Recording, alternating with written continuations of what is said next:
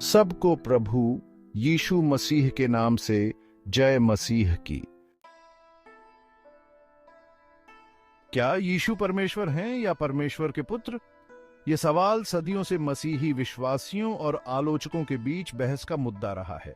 आज हम बाइबल और यहूदी पृष्ठभूमि को समझते हुए इस महत्वपूर्ण सवाल का उत्तर जानने का प्रयास करेंगे। सबसे पहले यह समझना जरूरी है कि बाइबल में परमेश्वर का पुत्र का क्या अर्थ है। जब हम बाइबल पढ़ते हैं तो हमें दिखता है कि यीशु ने स्वयं को बार बार परमेश्वर का पुत्र कहा, और ये यहूदी समाज में एक बहुत गहरा दावा था। ये दावा केवल एक रिश्ते को नहीं बल्कि उनके ईश्वरत्व को दर्शाता था।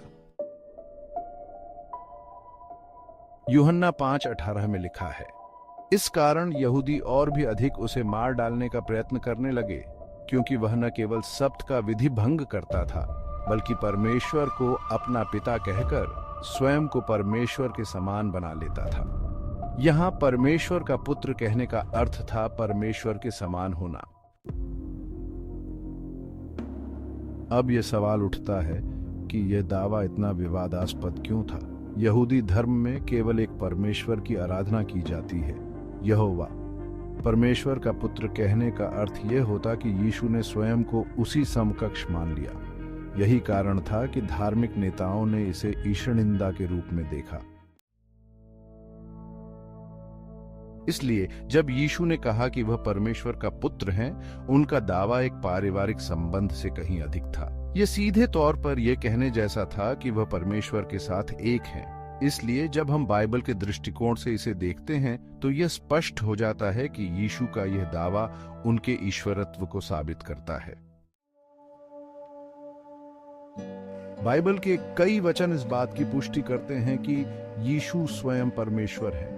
यूहन्ना 1:1 में लिखा है, आरंभ में वचन था और वचन परमेश्वर के साथ था और वचन परमेश्वर था। इस वचन में वचन का सीधा अर्थ यीशु से है।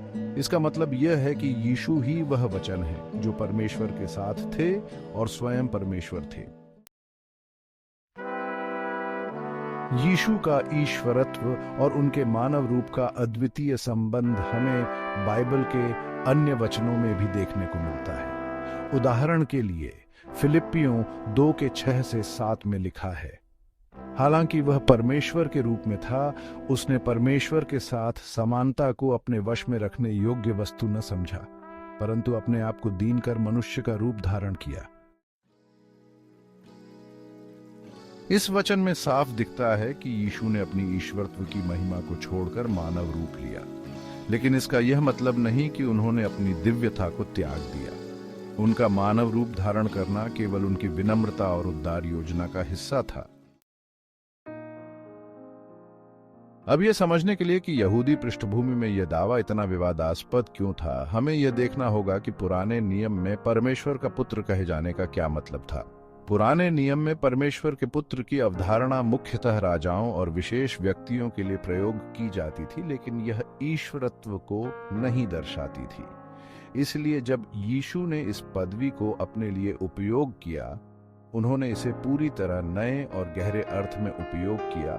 वह स्वयं परमेश्वर थे, जैसे कि हम इस वचन पर देख सकते हैं, यूहन्ना 8:58 और 5:18 में।